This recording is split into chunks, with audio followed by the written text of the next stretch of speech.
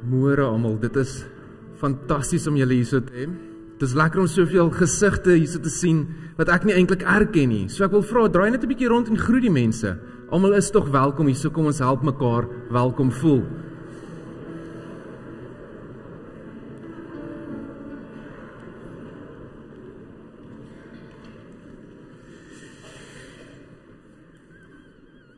Ag, julle dankie dat julle gekom het. Vandag is 'n baie spesiale dag. En soos dit ons nou maar sal wees. Hierdie is vir myself 'n groot Sondag. En goed voorberei hierdie week. Dit was 'n besige week, maar ek het genoeg tyd. Preek is voorberei. Ons is reg vir hom. Sondagoggend en dan gaan ek geweer deur hom staan vroeg op daarvoor. En as ek nou seker is ek's tevrede met my boodskap vandag, dan sit ek hom oor op my tablet, kom kerk toe, kom preek hom en vanoggend sit ek hom oor op my tablet. Maak hom oop, maar dit is so groot 17 bladsye se wit. Hy wil nie vat op my tablet nie. Tegnologie is darem maar fantasties, maar so onbetroubaar. So ons kyk hoe ver kom ons, maar daar's 'n moontlikheid iewers halfpad deur verloor ons die boodskap, dan bid ons. Gou ons afkondigings vir vandag. By die deure gee ons vanoggend vir Bedisa Weskus. En vanoggend gaan daar nog steeds 'n kindermoment wees. En die normale kinders is nog steeds welkom, maar die kleuterkerk, dis nou almal wat voorskool is. Vir julle gaan daar nie Sondagskool daaronder wees vandag. Julle gaan terug na julle ouers toe na die tyd, maar ek sal dan weer sê. En die rede daarvoor is al julle helpers, al die tannies en ooms wat julle kom help, hulle is vanoggend hier so vir 'n baie spesiale geleentheid. So hulle gaan bly in die diens. So ja, ons gaan vorentoe kom en dan gaan die hele week om sit, maar die graad 1 tot 3's. Ek's reg, ja. 1 tot 3's, julle gaan nog steeds na die tyd dan klassies toe gaan.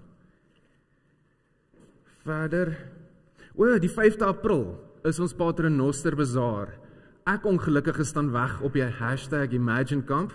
As ek reg is daar nog, ek dink vanaand omtrent, was Katrein wat so kwaai was en gesê, dis die laaste wat sy vorm sal vat. So julle het nog tot vanaand, asseblief, ek gaan daar wees, maar vir 5 April, julle wat agterbly, asseblief gaan Paternoster toe vir ons bazaar daar, dit gaan fantasties wees. Dan die senior volwasse byeenkoms, hulle het 'n bingo oggend, dis 27 Maart, om 10:00 hier in die pastoriesaal. As jy voel jy is een van ons senior volwassenes, kom speel bingo.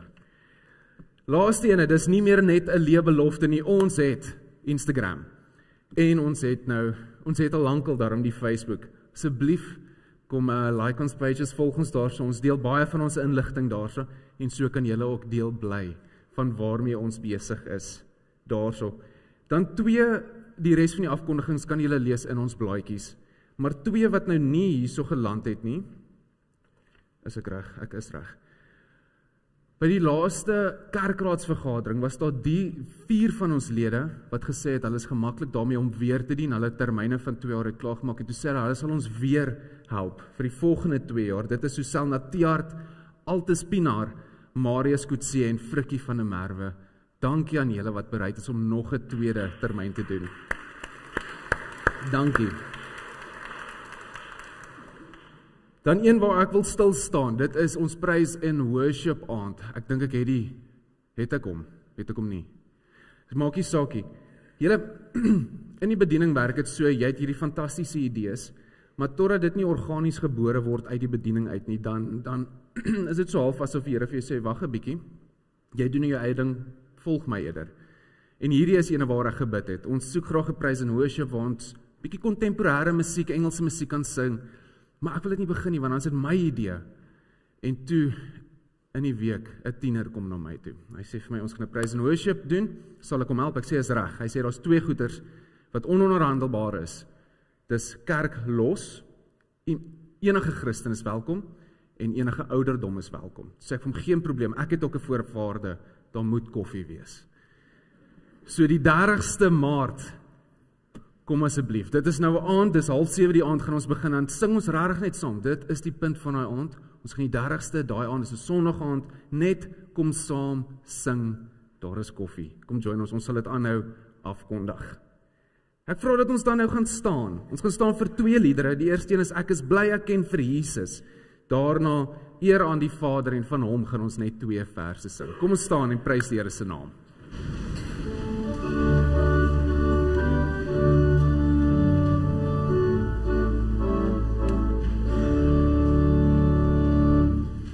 Ek is bly ek ken vir Jesus, ek is bly ek is sy kind, en ek bly my hele lewe aan die Here vasgebind. Ek is bly ek het 'n Bybel, dat ek elke dag kan lees. Kinders van die Here, het net so verwant te wees. Kinders van die Here, het net so verwant te wees.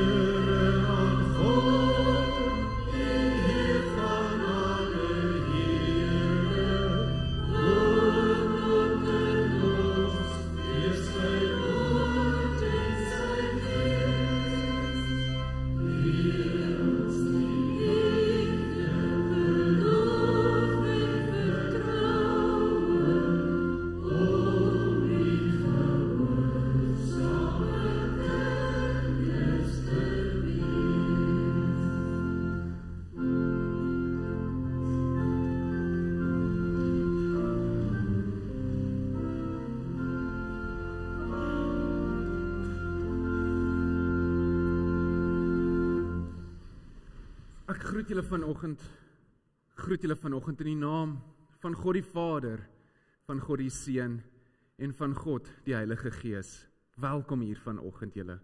Ek vra dat al ons kinders asseblief vorentoe sal kom vir ons kindermoment.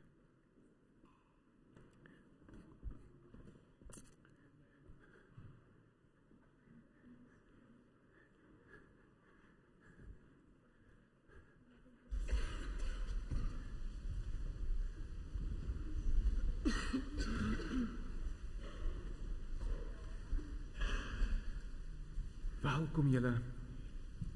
Ek het iemand vanoggend nodig wat my gou gaan help met 'n vinnige dingetjie. So wie's die oudste? Hoe oud is jy? Hoeveel? 9. Wie's ouer as 9? Hoe oud is jy? Is jy 10? Is enigiemand ouer as 10? Kom staan gee so by my. Vandag is die 2de Sondag van lydenstyd. En ons gaan net nou 'n bietjie meer daarvan vertel. Maar ek wil vir jou vra, sal jy my help om dan ons 2de kersie dood te maak van lydenstyd? Jy kan hom maar net bo op een van die vlammetjies sit asseblief. Ek waardeer dit. Baie dankie. Dan kan jy vir ons weer sit. Vanoggend op hierdie tweede Sondag van Lydenstyd, kan julle nog onthou waar gaan Lydenstyd? Dis oké. Ons gaan nog 'n rukkie daaroor praat. Maar vandag is die tema geloofs ADHD. ADHD, wie weet wat dit beteken? Weet julle wat aandag afleidbaar beteken? Wie van julle kan verlang fokus? Ons het daai selfe probleem, almal van ons. En dis waar ons vandag gaan gesels. So ek wil bietjie hoor, wie van julle kry huiswerkies by die, so staakies by die huis? Jy moet byvoorbeeld, kom ons hoor, wat is die voorbeelde wat julle moet kry, ja? Wat is huisstaakies? Kamer aan die kant hou? Gaan haal die melk? Skorrel goed was? Goeie, hou daai gewoonte. Nog iets? Hang was goed op? Yes, julle, klink of my vrou by julle bly. Ek moet al hierdie goed doen. Hier nog een?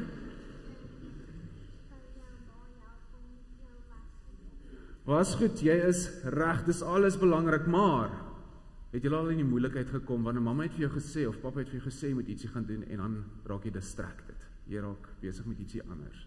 Daar is 'n eerlike een. Nog een. Dit is waaroor ons praat van vandag. Daai ADHD, jy verloor fokus. Ek wil vir ons 'n vinnige storie vertel van 'n seentjie wat ook fokus verloor het. En ons het sommer besluit om Petrus te noem. Nou Petrus het hierdie selfe issue gehad. As mamma vir hom gevra het om iets te doen, dan het hy altyd 'n video gehad wat hy gou eers moes klaar kyk.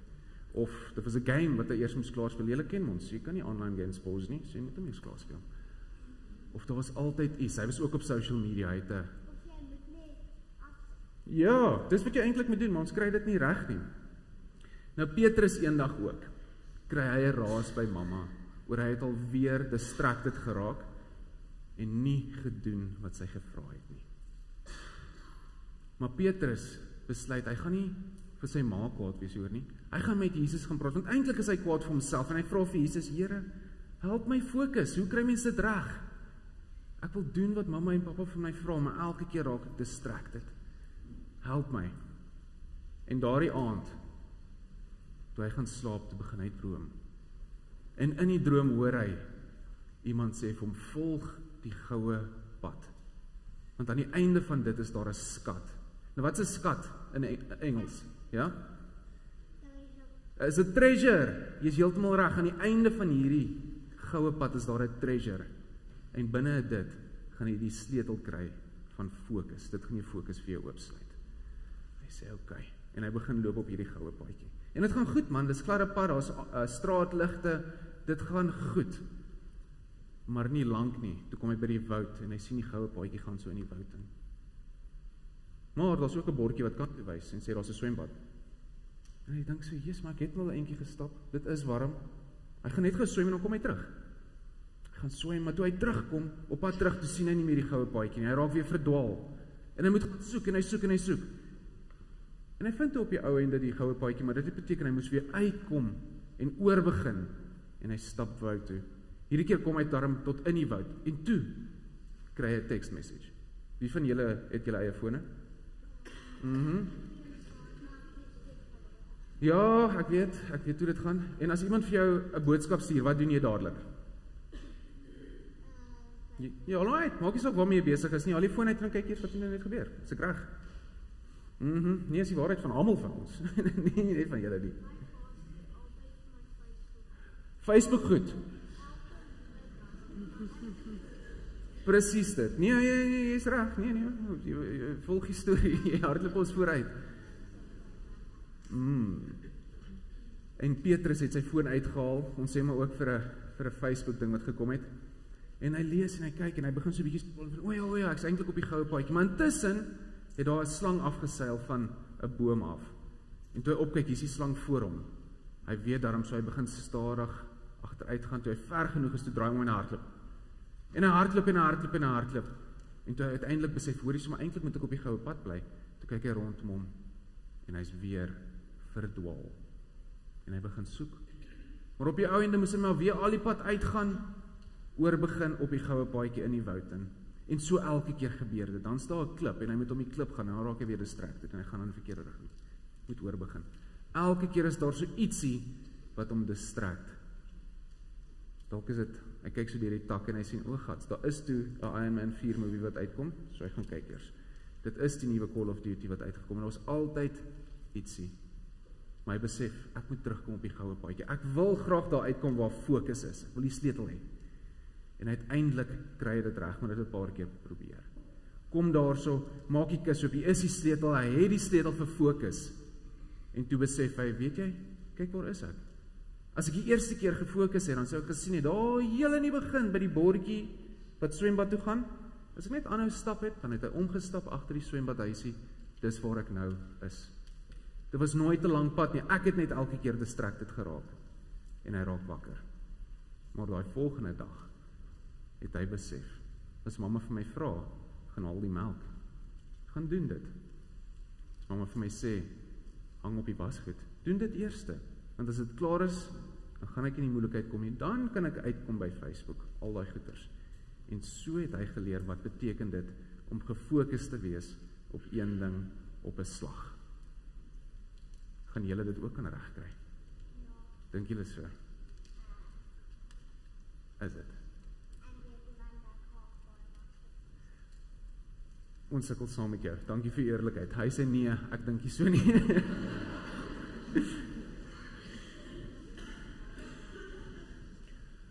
Ja, nou sê, julle, dankie dat julle saam met ons gesels het. Julle wat voorskool nog is, julle kan weer by mamma en pappa gaan sit. Julle wat graad 1 tot 3 is, julle kan maar na julle klaskamertjies toe gaan. Dankie.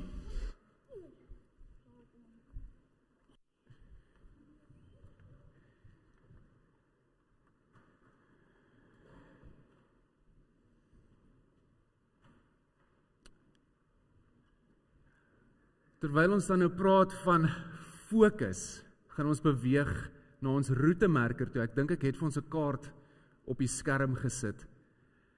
Maar so gereeld hoor ek dit, en eintlik pla dit my glad nie so baie nie, van mense wat vir my, hulle eerlik genoeg sê hulle vir my, hulle fokus net lank genoeg vir die kindermoment. Daarso vat hulle alles wat hulle nodig het vir die week, die res, dan begin hulle kyk wat hier bo aangaan, tel die orrelpype, doen allerhande ander goeters, maar jy verloor hulle eintlik die res van die diens. En dis okay, ek weet in my gemeente waar ek groot geword het, sulke baie mooi, die bakstene was snaakse pak, so het hierdie sulke vormpies gemaak.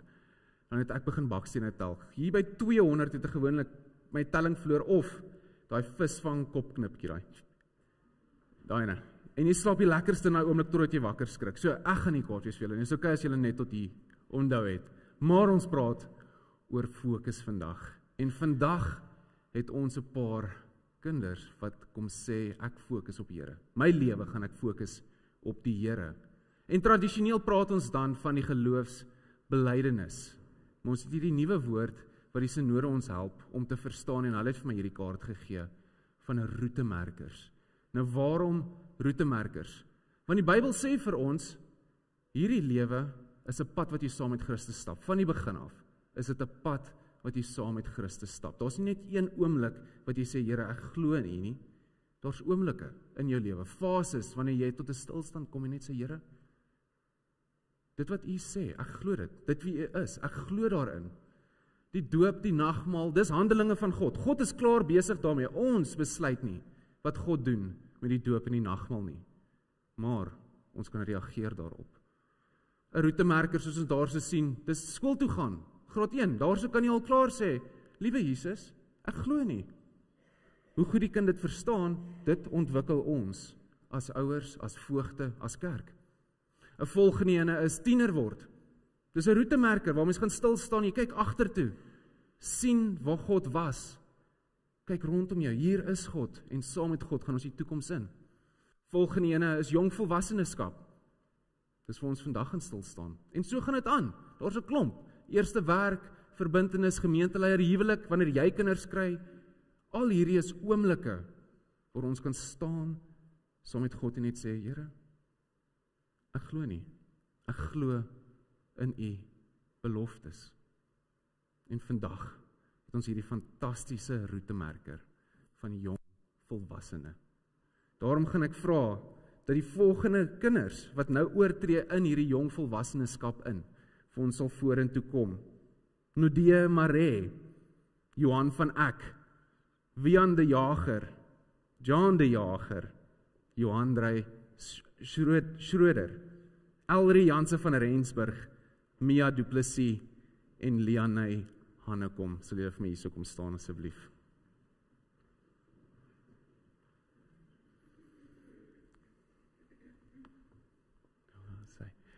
Ek weet nie waarom te staan dat ek uit almal se foto's uit is nie. OK. Julle, soos ons nou al klaar so 'n bietjie gesels het, die lewe is 'n reis. Die Bybel vertel vir ons baie gereeld presies van hierdie. Maar langs hierdie pad is daar oomblikke waar ons kan stilhou. Plekke waar ons net bietjie kan terugkyk, rondom ons kyk en vorentoe kan kyk. As gelowiges volg ons Jesus op hierdie lewenspad. Hy help ons om terug te kyk, die pad te sien en te weet, dis nie vir almal ewig gelyk nie. Die Here help ons om terug te kyk en te onthou, Jesus was ook daar by my. En as ons ver terugkyk, dan kan ons selfs dalk die doopwater raak sien, waar ons ouers se belofte afgelê het. En daar sê het God beloof, ek weet wie hierdie kind is. Vandag is eintlik 'n reaksie daarop. God weet wie hy is. Dit help ons ook om rondom ons en vorentoe te kyk. Te sien my pad, ons pad. Stap ons nie alleen nie, ons stap dit saam met ons Christen vriende, ons ouers, die gemeente. Ons gaan hierdie pad alleen stap nie. Alleen is gevaarlik. So vir julle, gaan dit lees in die eerste persoon. Maak dit jou eie. Al sien ek eintlik net een dag op 'n slag, bely en beloof ek in hierdie nuwe lewensfase niks anders as om te sê dat Jesus Christus die Here is en dat Jesus die Here van my lewe is. Dit beteken, daar is net een God. Ek behoort aan God. Ek is in sy naam gedoop en in hierdie nuwe fase van my lewe wil ek God lief hê met alles in my en my naaste ook soos myself, want God het my eerste lief. Dat ek nie die pad alleen gaan loop nie. Ek gaan saam met die gemeente en my medevolgelinge van Jesus as die Here van my lewe volg. Dat ek sal voortgaan om te ontdek wat God ons in die Bybel leer oor die lewe en hoe ons hierdie lewe tot sy eer behoort te lewe. Veral in ons keuses hierdie nuwe fase. Dat ek sal voortgaan om saam met ander te ontdek dat en hoe ek rekening hou met God in hierdie fase van my lewe. Dat ek saam met my gemeente na die koninkryk sal soek, sal deelneem aan om hierdie aarde te versorg en ook in die nood van ander mense sal voorsien. Laastens dan, dat ek my identifiseer en verbind met die belydenis van die Nederduits gereformeerde kerk. Ek gaan vir elkeen van julle vra om hierop te antwoord. Op die naam gaan ek julle roep. Dan gaan ek vra dat Gideon vir julle hierso julle kaartjies sal oorhandig en julle gaan elkeen die kans kry om vir julle 'n kersie aan te steek. As 'n handeling om te sê, ons is bewus daarvan, ons is afhanklik van die Here. Tot dit wat ek nou net gelees het, Nudie, hoe antwoord jy daarop? Sal jy asseblief vir jou 'n kersie gaan aansteek?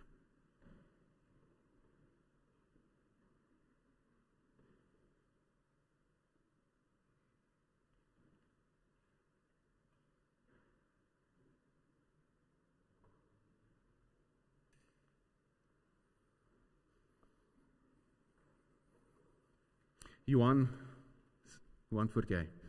Dankie.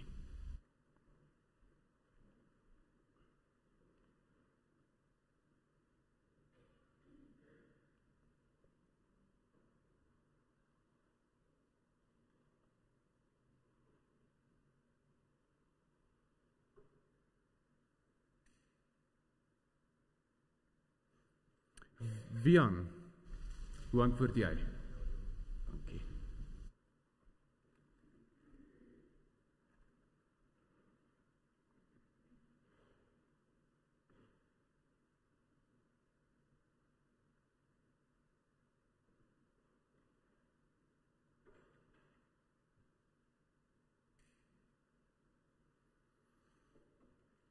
John. Dankie.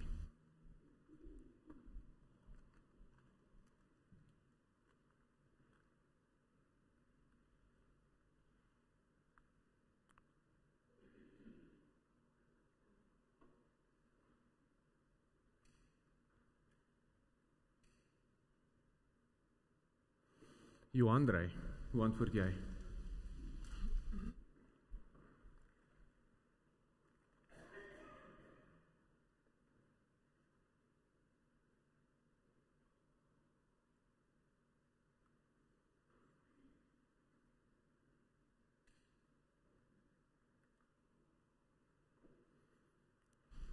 Elrie, hoe antwoord jy?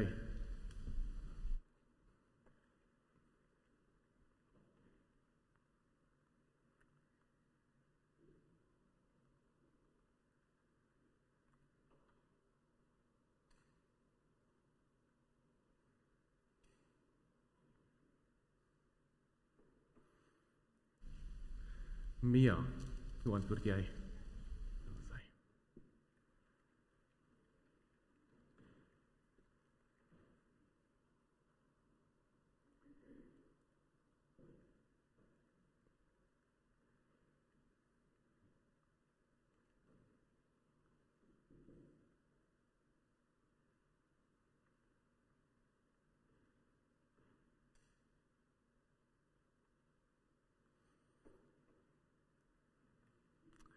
Lianne, hoe antwoord jy?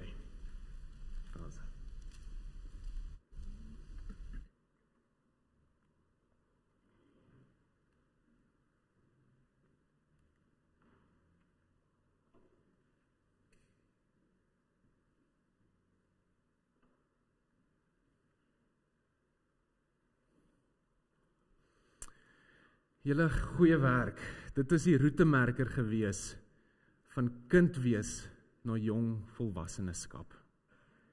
Op grond van die genadeverbond, soos verseël deur die doop, word hiermee weer eens verklaar dat jy, elkeen van julle, is reeds deel van hierdie geloofsfamilie. Dat jy die doop lidmaat van die gemeente is. As jou mede volgelinge van Jesus, ons onderneem om jou tydens hierdie lewensfase te ondersteun. Ons sal vir elkeen van julle bid, saam met jou ontdek hoe ons Jesus volg in hierdie volgende fase van jou lewe. Julle aanvaar, maar ook julle verantwoordelik hou binne ons geloofsfamilie. Ons wil graag hierdie ruimte wees, waar julle veilig is, waar ons na julle luister, en waar ons sal beleef hoe iemand in hierdie fase lewe saam met Christus. Ons as gemeente onderneem van harte, om ook die volgende deel van die pad saam met julle te stap. Mag die Here jou dra en seën. Amen. Ek wil vra gemeente, met die lied, laat Here u seën oral daal. Kom ons seën hulle, en as jy die vrymoedigheid het, steek asseblief jou hand uit, dan seën ons hulle op hierdie manier.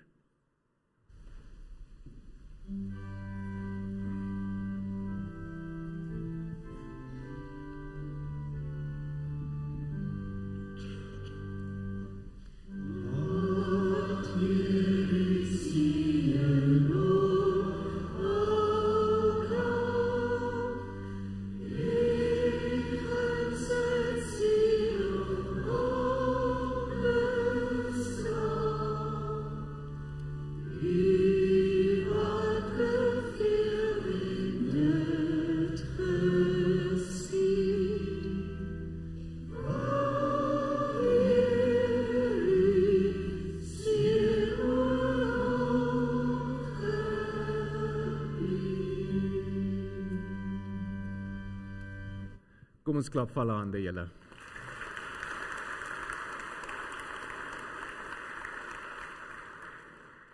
Ek wil die ouers, die voogte nooi, wat hierdie kinders gebly het tot by jong volwasseneskap, nooi, om hulle te kom haal, soos wat julle op 'n stadium hulle hierheen gebring het, om gedoop te word. Vat dan asseblief elkeen julle kaartjie en julle kers, saam met julle. Kom haal hulle. Ons gaan eers foto's neem.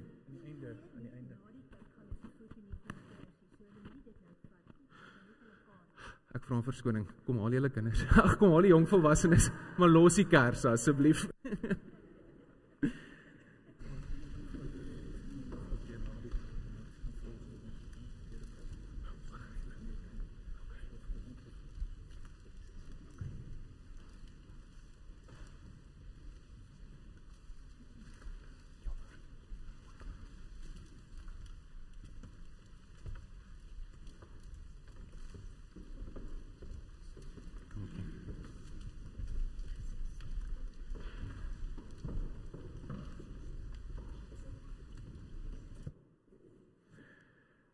Dit is belangrik om met 'n roetemerker soos vandag dit te noem.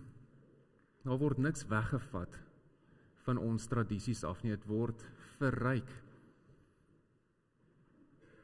Want ons as kinders, jy bedoel dit regtig wanneer jy sê, Jesus, ek glo nie. Jy is 'n tiener, bedoel dit nog net soveel, jy verstaan dit net beter. Jy is 'n jong volwassene, jy verstaan dit nog beter, en so gaan jy deur die lewe, dat die belofte wat God gemaak het verander nie. En dit waarin jy glo, dit verander nie. Jou verstaan daarvan raak net al ryker. Dankie dat ons nou getuies kon wees van hierdie roetemerker. Kom ons sluit ons oor en bid ons saam. Ons God, dankie vir vandag. Dankie dat U met ons is, dat ons weer hierheen kon kom. Dat U ons hierheen gelei het en ons bewaar het tot hier. Dankie Here dat ons kon getuies wees van ons kinders wat nou intree in volwasseneskap in. In hierdie diens vandag vra ons God, ontmoet ons asseblief waar ons is. U weet wat aangaan binne in ons, waar ons gedagtes is, wat buite hierdie mure aangaan. Gee ons vir 'n oomblik rus hier in U teenwoordigheid. Laat ons veilig wees in U veilige arms. En praat met ons, Here. Ons wil graag luister. Laat U wil geskied hier vandag. Amen. Soos ek nou al genoem het, dis die tweede Sondag van lydenstyd. En in lydenstyd raak ons weer bewus van 'n paar dinge. Ons raak weer bewus van hoe afhanklik ons is van genade. Ons word bewus van die tekortkominge binne in onsself. Ons raak ook weer bewus van ons eie sterflikheid. Hierdie lewe wat jy het, dit is dit. Dis die een. En in sulke tyd, soos hierdie 40 dae, dan party van ons kies om te vas. En ons gebruik dit om weer ons fokus 'n bietjie terug te bring na die dinge wat belangrik is. Die idee van 'n vas is juis om ons verhouding met God te verdiep. Nou ek het een keer probeer om alles te vas, behalwe aardappels en water. Ek het dit reg gekry, maar dit was 'n terrible idee. En as ek weer vas, sal ek dit definitief nie doen nie. En ander doen weer dalk 'n media vas, of 'n suiker vas, of ek het nou gehoor, daar's 'n koeldrank vas. Alles om weer so bietjie terug te kom by dit wat belangrik is, ons fokus te bring op die Here. Dis wat ons vanoggend ook beleef het met hierdie roetemerker. Ons jong volwassenes wat sê, Here, op U is ek gefokus. Dis wat ek wil doen. 'n Vas is dan, of hierdie lydenstyd, kan dan eintlik 'n detox wees. Ons sla raak van al hierdie goeters wat ons aandag wegvat. Maar soos wat ons nou maar gehoor het met die kinderstorie, en hulle was lekker eerlik daaroor, ons is minder eerlik daaroor, is daar baie goeters wat maar wel ons fokus weer wegvat. Ons het hierdie geloofs ADHD, aandag afleibaarheid. So maklik gebeur dit met ons, dat ons gaan hier in 'n ander rigting, en weg van die pad wat God vir ons beplan het. Ons is aandag afleibaar. En soms raak ons so hyper gefokus op hierdie ander take, dit raak al meer moeilik vir ons om terug te kom by die Here. Terselfdertyd, as mens begin leer om te fokus, dit raak al makliker om jou fokusie te hou, maar as jy eers daar so begin afgaan het, daai ADHD ding, dan raak dit al moeiliker. So vandag, ja, tema naam is godsdienstige ADHD of geloofs ADHD. En ons gaan lees uit Lukas 13 uit. En wat so lekker is, ons gaan hom nog nie lees nie, wat so lekker is van die leesrooster is, vir 'n tyd lank nou al sê die leesrooster vir ons gaan stil staan in Lukas. Ons het nie beplan om 'n hele reeks uit Lukas uit te doen nie, dit het so uitgewerk, en dit pas my, want almal van ons begin nou eintlik 'n redelike sterk onderbou kry van wat in Lukas aangaan. Maar ek recap nog steeds. Lukas, die evangelie, is die eerste gedeelte van 'n 2-deel dokument, 2 volume dokument. Dit is Lukas en dan Handelinge. Mens sien dit heel aan die einde. Die einde van Lukas is dieselfde as die begin van Handelinge. Lukas het dit as prins so geskryf. En Lukas, die evangelie, die eerste dokument, vertel ons, wat het Jesus hier kom doen? Waarmee het Jesus begin? Handelinge, die tweede ene, vertel ons waarmee is hy nog steeds besig. En dis die koninkryk van God. Hy het vir ons kom openbaar wat dit is en hy's nog steeds besig daarmee. Dis wat ons doen hier in die kerk. Ons as die liggaam van Christus raak al meer bewus van wat is die koninkryk van God wat nou al hier is. En ons help ander om dit ook raak te sien. Nou vir Lukas, ons is redelik seker, die skrywer was getrou hierso. Lukas is die persoon wat hier geskryf het ook. En dis nou dieselfde persoon wat 'n reisgenoot was van Paulus. 'n mediese dokter, 'n baie goed opgeleide persoon, een van daai mense wat geweet het hoe om 'n wetenskaplike metode te gebruik vir navorsing. En dis wat hy doen. Hy doen regtig goeie navorsing om vir ons hierdie 2 dokumente dan te gee. En sy fokus, dit wat hy nou regtig vir ons probeer sê met hierdie dokumente is, hierso is 'n klomp beloftes wat waar geword het. In Jesus het al hierdie dinge waar geword. Nou hy skryf dit so rondom 70 tot 80 jaar na Christus. En ek noem dit want dis 'n tyd nadat Jerusalem het nou al geval. Die tempel is nie meer daar nie, hy is weer afgebreek. Dis na die Jode en die Christene verstrooi is oor die wêreld. Ons praat van 'n diaspora. Daai gewoon aanvanklik het daai verstrooiing gebeur omdat die Jode het in 'n revolt gekom en te verloor hulle. Hulle het eintlik, ons praat ook van 'n Joodse oorlog. Maar hulle het nie gewen nie, was nie suksesvol nie. En toe word hulle verjaag eintlik en die Christene was deel van dit. Later is daar ook Christene wat vervolg is spesifiek omdat hulle Christene is. Maar hierso is die tempelnaal weg, Jerusalem is weg, die Christene is verstrooi saam met die Jode. En steeds skryf Lukas, hierdie is die dinge wat in Jesus Christus waar geword het. Nou binne in Lukas is daar 3 groot momente, 3 bewegings as jy wil. In die begin is Jesus in Galilea en daar leer ons wie is Jesus, wat het hy kom doen. Die tweede gedeelte is hy op pad van Galilea af na Jerusalem toe en dis eintlik waar die leerskool is van sy disippels. Hy is die hele tyd besig om vir hulle te vertel, dit is wie ek is, dit is wat die koninkryk van God is en so bedien hy ook die mense in die dorpies wat hy dan deurreis. Hy genees hulle, jaag demone uit, al daai dinge. Hierdie laaste moment is dan Jesus in Jerusalem en daarso word hy uiteindelik gekruisig. Dis die opstanding en hy vaar op. Sy laaste gedeelte wat in Handelinge dan herhaal.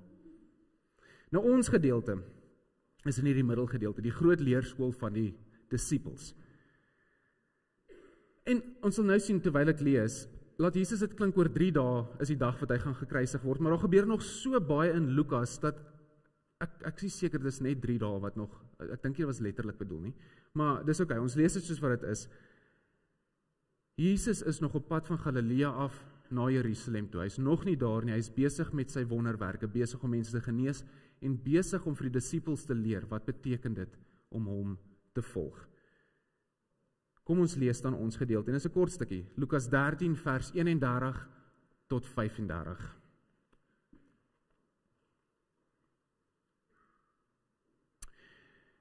Vers 31. Juis op die tydstip het sommige fariseërs vir hom gesê, gaan weg, vertrek hier vandaan, want Herodes wil u doodmaak. Maar hy antwoord hulle, gaan sê vir daardie jakkals, kyk, ek dryf vandag en môre nog demone uit, en maak mense gesond, en op die 3de dag bereik ek my doel. Maar ek moet nog vandag en môre, en die volgende dag verder gaan, want dit kan nie gebeur, dat 'n profeet buite Jerusalem omkom nie. Jerusalem, Jerusalem, jy wat die profete doodmaak, en die stenig wat na jou gestuur is, hoe dikwels wou ek jou kinders bymekaar maak, soos 'n hen haar kuikens onder haar vlerke, maar julle wou nie. Kyk, julle huis word vir julle verwoes agtergelaat.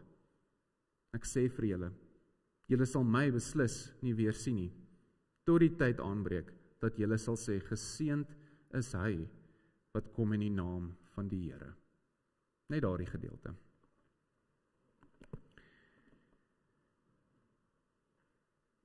Die leesrooster wat ons volg is 'n verskriklike lekker ding om te volg, want baie gereeld kry hulle dit reg om 4 tekste te vat, en hulle is redelik, hulle dink in dieselfde rigting, die tekste handel oor dieselfde ding, en vandag het dit nogal mooi so gewerk, dat daar's 'n fokus op hierdie beloftes, hierdie pad wat ons saam met God stap. Hierdie beloftes wat ons eintlik help om gefokus te bly met God se werk. Ons sien dit oral. Die eerste gedeelte, dis 4 gedeeltes, dis gewoonlik 'n Ou Testament teks, 'n Nuwe Testament teks, 'n evangelie en dan 'n Psalm. Nou in ons Ou Testament teks, dis Abraham en die oorspronklike verbond wat God met hom daarso sluit, waar hy die diere so moet oopsny en eintlik is die idee altyd hy en God moet tussendeur stap en dan is die verbond gesluit. Op die einde raak hy in die slaap en God beweeg deur en hy vervul al 2 rolle van die verbond. Dan stap hy daardeur. Dis daai oorspronklike verbond en alles wat Jesus aan ons daar beloof het. Dan Paulus, hy praat ook daarvan hoe lekker dit is om deel te wees van hierdie geloofsgemeenskap. Kom ons volg vir Jesus. En dan die psalmteks praat ook van hoe veilig ons is daar wanneer ons skuil by die Here. Nou vandag se gedeelte van die 4 tekste is eintlik die moeiliker een, meer die skadukant van hierdie beloftes, hierdie pad wat ons wil stap saam met God, saam met Christus. Breek vir ons so 'n bietjie hierdie teks oop. Jesus is hierso nou besig om van dorp na dorp te beweeg. Ons is nie eintlik seker in wat se presiese dorp hy hierso is nie. Beweeg so rond, besig om te verkondig, besig om te genees. En daarso sê die Fariseërs vir hom, hoor hierso, Herodes gaan vir jou doodmaak. Jy moet hier wegkom. Nou, Jesus het al 'n paar keer vasgehaak met die Fariseërs. Ons sien dit oral, dat dit lyk eintlik asof Jesus se aardsvyande die Fariseërs was. Dis nie heeltemal die geval nie, maar dit lyk op tye so.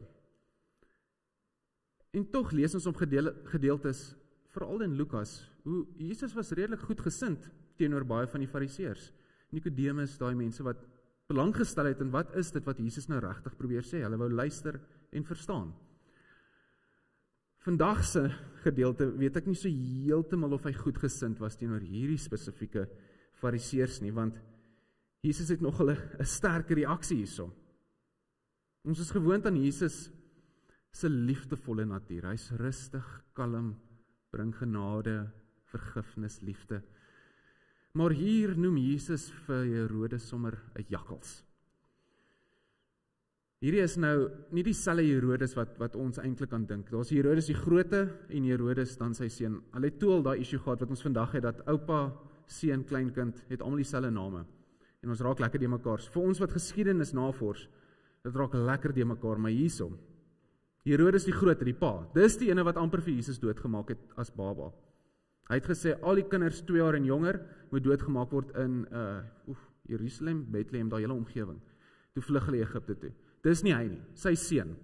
Dis hierdie Herodes. Nou die teorie loop hier sodat die Fariseërs het eintlik die mag gehad in Judea. Dis die groter area. Daarso was dit die Fariseërs. Hulle was in beheer. Hulle het orde gehandhaaf in Judea, die klein plaaslike dorpies en daai ding. Hulle was ook in beheer van die sinagoge. Dis waar jy gegaan het vir jou Sabbatdag. Die groot feeste was in Jerusalem. Die res van die week was jy daar in jou eie dorp. En daar is die Fariseërs wat in beheer was. En maar in Jerusalem, dit was Herodes se domein. Dis hoekom hulle hierso vir Jesus waarsku, hoor hierso dag nie doodgaan.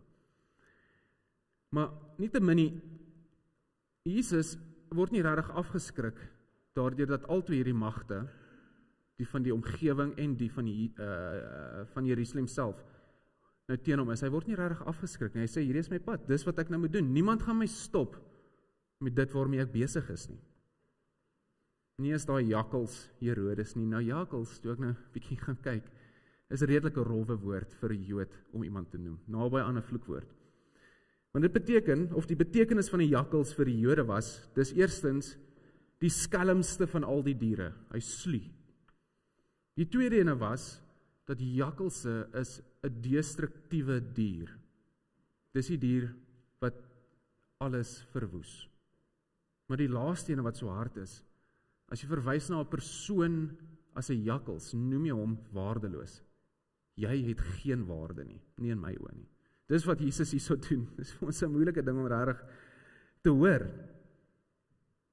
'n Harde uitspraak van Jesus, want niks gaan hom stop om die werk te doen waarvoor hy gekom het nie. Nie mag of krag nie, niks nie. Maak nie saak wat jou posisie is nie. Vandag, môre doen ek my werk, op die 3de dag kom ek daarso uit. Dan Jerusalem. Jy wat my profete doodmaak. Jesus begin eintlik daarso rou oor hierdie stad. En die Ou Testament is regtig vol voorbeelde van profete, hierdie stemme van God op aarde wat daar so omgekom het, of ten minste daar het mense probeer om hulle dood te maak. So gereeld, God wat probeer sy volk inbring onder sy beskerming in. Maar ons is my eie wys, hardkoppig. Ons dink, hierdie gebeur met almal anders. Ons het al gehoor, maar dit sal nie met my gebeur nie. Keer op keer stamp die Israeliete hulle kop, die Jode, hulle stamp hulle kop. Hulle, wat eintlik maar God se volk van die begin af was, vir God die beste ken. Oor en oor stamp hulle kop teen hulle self, hulle eie hardkoppigheid. Hulle beweeg self onder God se beskerming uit. Daarom dan hierdie hartseer uitspraak van Jesus. Jerusalem, Jerusalem. Julle huis gaan verwoes word. Hierdie verwys nou eintlik daarna dat ek probeer julle beskerm. As julle onder my beskerming uitbeweeg, ek kan julle nie daar beskerm nie. Dan gaan dit wat joune is verwoes word. En julle gaan my dan nie meer kan sien nie. Julle sal my eers weer sien wanneer julle sê geseënd is hy wat kom in die naam van die Here. Jesus kla gereeld. Hy kla eintlik die Fariseërs aan daarvan dat hulle ken nie vir God nie. Want as julle vir God geken het, dan sou julle my herken het. Maar julle doen nie. Dis wat in hierdie gedeelte weer gebeur. Vandag gesels ons nou oor hierdie geestelike aandag afleibaarheid. Want is juis waarmee ons sukkel. Dis waarmee die volk ook gesukkel het. So ons moet nie te hard wees op hulle nie. Dit was daai tyd baie waar. Dit is vandag nog steeds waar. En die dinge wat nou veral vir hulle aandag afgelei het, was twee dinge. Eerste is politiek, dit maak sin. Tweede ene, godsdiens. Jesaja praat van die klip in Sion waar jy kan struikel. Die Romeine, Paulus, help ons daarso om ook dit so bietjie beter te verstaan. Die Jode was so besig met die dinge van die tempel, hulle het vergeet van God. So besig met godsdienstige praktyke, dat hulle doof geraak vir een wat eintlik met hulle wil probeer praat. In effek, het die wet 'n afgod geraak vir die Israeliete. So naby. Die Jode het so naby gekom om te hoor wat God vir hulle sê, maar hulle het nie. Want al hierdie goed wat God vir die mense gesê het in die Ou Testament, dis net die instrument, die Ou Testament, die Torah, dis 'n instrument om jou naby aan God te bring. Maar toe kies hulle die instrument bo God. Hulle het net nie gesnap dat hulle so naby, daai deurbraak het nie gekom nie. Dis nou veral waar van die Joodse leiers, die Fariseërs, skrifgeleerdes, al hulle. Hulle bring offers, reinig hulle self gereeld, ken die Ou Testament uit hulle kop uit, hulle kan dit so opsê. Maar in dit als het hulle nooit vir God gesoek nie. Dis hoe hulle fokus verloor het. Weggedwaal het van God af. Selfs dit mag gebeur in die politiek. Nou, hulle kom uit 'n tyd van swaar kry uit. So, ons moet nie te hard wees op hulle nie. Want daar was hierdie ballingskappe voor dit. En nou is die Romeine ook nog daar so wat in beheer is. Al wat hulle eintlik wil hê, is om nie weer slawe te wees nie. Hulle beskerm hulle self. Maar in die proses is daar 'n paar Jode wat baie ryk geword het. In die proses het hulle verslaaf geraak aan hierdie politiese spel van waar staan jy teenoor Rome? Nog meer, waar staan jy teenoor jou mede-Jood, jou mede-Israeliet? So het politiek die afgod geraak. Dit geword wat hulle fokus weggevat het van God af. Dis hoekom Jesus hier so verskriklik, eintlik kras, optree. Want hy sê, ek gaan nie deel raak van dit waarmee julle besig is nie. Julle fokus is op verkeerde plek. Kyk waarmee is julle besig. Julle huis is besig om uitmekaar uit te val en is julle eie skuld. Ek gaan nie deel raak van dit nie. Ek het werk om te doen, daarop gaan ek gefokus bly. En God het vir hom 'n baie spesifieke ding gegee om hier te kom doen. Dis hoekom Jesus aarde toe gekom het, God mens geword het. Dit gaan oor God se beloftes, dit wat hy nog die hele tyd wil hê. In Jesus is dit hierdie beloftes wat waar word. En al daai beloftes wys daarna toe dat hy wil net 'n verhouding met ons hê. Nou, ons het altyd 2020 visie wanneer ons terugkyk, maar jy wat self in daai situasie was, In die oomblik sien jy nie al so duidelik raak nie. So ons mag maar 'n bietjie minder hard wees op die fariseërs, want ons doen dieselfde ding. Vandag nog steeds. Dit lyk maar net 'n bietjie anders. 'n Paar voorbeelde. Ons kyk na die gesprekke binne die groter kerkgemeenskap die laaste paar jaar. God, Jesus het vir ons gesê wat om te doen. Gaan na die nasies toe, doop hulle, maak hulle my disippels. Maar ons hak vas by dit wat ons skei. Dit wat die eenheid breek. Weereens raak die instrumente, wat veronderstel is om nader aan God te bring, dit raak ons af God. Dit raak dit wat ons aandag aflei. Ander gesprekke wat ek keer op keer by mense hoor, is sonde. Ons is so besig om te praat oor sonde. Maar jy is vergewe. Ons hoef nie meer te praat oor sonde nie. Dis juis wat Jesus kom wegneem het, want hy het gesê, Jesus, ons kan nie. Ons kyk vas in dit. Ons kan nie vir Jesus raak sien nie, want ons word die hele tyd afgelei deur sonde. Toe vat hy dit weg. Ons sondes is vergewe. Gaan vertel net hierdie goeie nuus vir die ander. Dis al wat God wil hê. Dat hulle ook in 'n verhouding kan staan met my. Fokus. Iets wat ek baie gereeld hoor en alself gedoen het, is ek is gelowig, maar. En dan kan ons enige verskoning nou maar daarin sit. Dis werk, maak kinders groot, dis moeilik. Dit half die norm geraak, dat ek is besig met hierdie groot fokus in my lewe, en waar ek tyd kry, fokus ek op die Here. En Jesus sê net nee. Ek is op pad, ek het werk om te doen. God het vir my hierdie gegee om te doen, ek het 'n roeping. Ek gaan nie distracted raak nie. Dis waar ek moet uitkom, ek is besig met die werk. Selfs Jesus se eie vriende, die disippels, sy binnekring, hulle was vol van hulle eie planne, die hele tyd, Here, maar dis wat ons moet gaan doen. Jesus sê nee, dis waarmee ek besig is.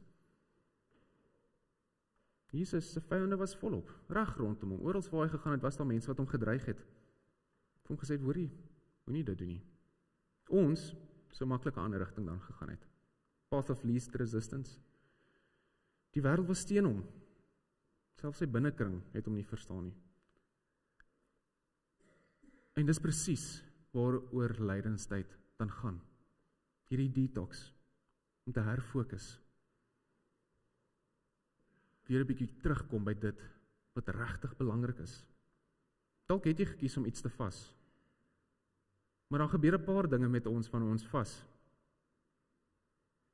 Ons hou baie sterk vas aan juist dit. Dit begin hierdie badge of honor raak. Ek is besig om dit te vas. In die proses vergeet jy weer waaroor dit gaan. Eintlik is hierdie instrument om jou verhouding met God te verdiep. Dalk het dit gebeur dat jy nie geslaag het in jou vas nie. Suiker julle. 3 dae. Dan drink ek om weer my koffie. En dan voel jy so sleg. Jy is so besig met hierdie, Here, ek kan nie 'n suiker los vir jou nie. Dat weer die instrument raak jou fokus en nie God nie. God wil net hê jy moet by hom gaan sit. Wees in 'n verhouding met hom. Wat ook al dit is. Jy het jou eie verskonings, swattings, toekomsplanne. Ons jong volwassenes nou vanoggend, ek weet, daai angs van die toekoms, jy begin nou vir die eerste keer voel, hoe swaar daai verantwoordelikheid van jou eie lewe regtig is. Vandag wys Jesus vir ons die voorbeeld. Fokus. Hy is ons voorbeeld. Fokus op jou verhouding met God, dis dit. Dis die belangrikste ding. Die res, ook belangrik. Dit is nie onbelangrik nie. Jy moet verantwoordelik wees met dit wat jou nou is. Die Bybel praat daaroor. Goeie rentmeesterskap. Alles is 'n bysaak. Fokus op die Here. Dan die res, al daai kromlyne word reguit getrek binne Christus. Dis sy beloftes, lewe in oorvloed. En dan lewe ons saam met hom. Paulus is vir my 'n baie groot voorbeeld in die. Ek smal oor Paulus persoonlik, maar ek dink nie ek en hy sou om dieselfde vuur kon sit nie. Ek dink ek en hy sou beklei. Maar hy kon sy fokus hou. Dis waar sy briewe gaan. Hy het sy fokus kon hou. Dis wat God vir my gesê het om te doen, dis al wat ek gaan doen. En hy sê dit gereeld, volg my want ek volg Christus, en hy kon dit sê met 'n oop gewete want dit was die waarheid. Sy lewe wys dit. So ek wil vir ons met net 'n enkele versie uit ons Die leesrooster se briewe afdeling. Ek gaan vir ons net een versie daar lees uit Filippense brief uit. En dis waarmee ek gaan afsluit. Daarna gaan ek vir ons 'n geleentheid gee om net so 'n bietjie stil te raak, te dink, stil gebed, oor wat beteken dit dan vir jou? Waar is jou fokus? Het jy dalk verslaaf geraak aan die instrumente van geloof? Moet jy dalk ook weer jou fokus terugbring na 'n verhouding met Jesus? Het ons dalk geloofs ADHD? Filippense 4 vers 1. Daarom, my broers en susters, julle vir wie ek lief is, en op wie ek verlang, my vreugde en my kroon, geliefdes, staan dan so vas in die Here. Staan dan so vas in die Here. Gee geleentheid vir stil gebed.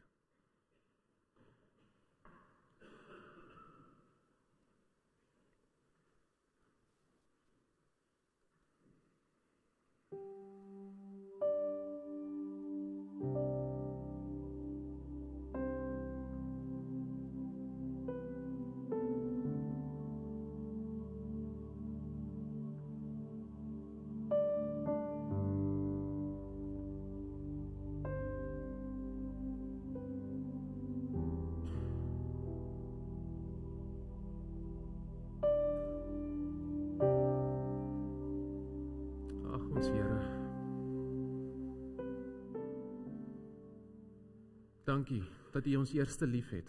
Dankie vir U genade, U geduld. Dankie Here dat is U wat nader beweeg aan ons. So gereeld verloor ons fokus. Dankie ons Here dat ons elke keer kan terugkom na U toe. Dankie dat U ons elke keer vergewe en ons terug verwelkom in U arms in. In hierdie lydenstyd vra ons dat U asseblief ons sal help, 'n bietjie detox van alles wat ons aandag wegvat van U af. Alles waar ons dink dit is meer belangrik om gou hierdie een ding uit te sorteer en dan terug te kom by U. Bring ons asseblief terug na 'n ware verhouding met U. Seën ons asseblief in hierdie week met 'n bewussyn van U nabyheid. Dat waar ook al ons gaan, ons kan daar ook besig wees om U te volg. Elke woord, elke daad. Dit vra ons in die naam van Jesus Christus. Amen. Ek gaan vir ons 'n geleentheid dan nou gee vir die opneem van die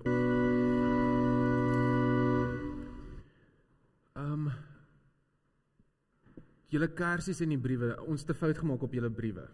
Maar na die tyd, ons gaan dit probeer regmaak en dan sal dit weer uitkry. Ons nooi julle almal, daar so is koffie en tee in die pastorie sal hierna. Kom ons staan saam, dan prys ons die Here se naam. Laat Heer U vrede deur my vloei. Daarna gaan ek die seën uitspreek en dan sing ons amen.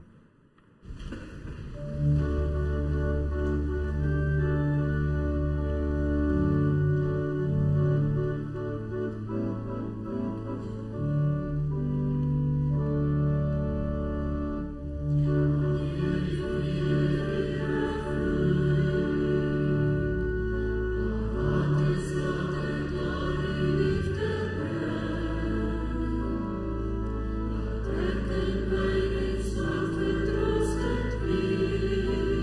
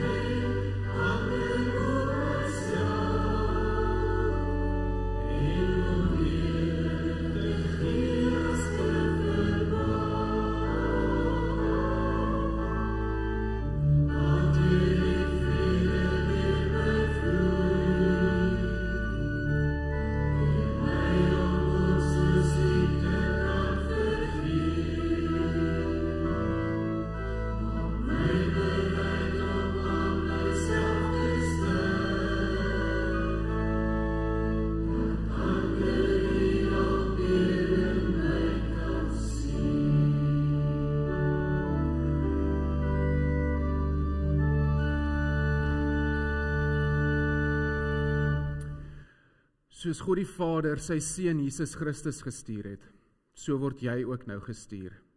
Gaan in vrede, die Heilige Gees gaan saam met jou. Amen.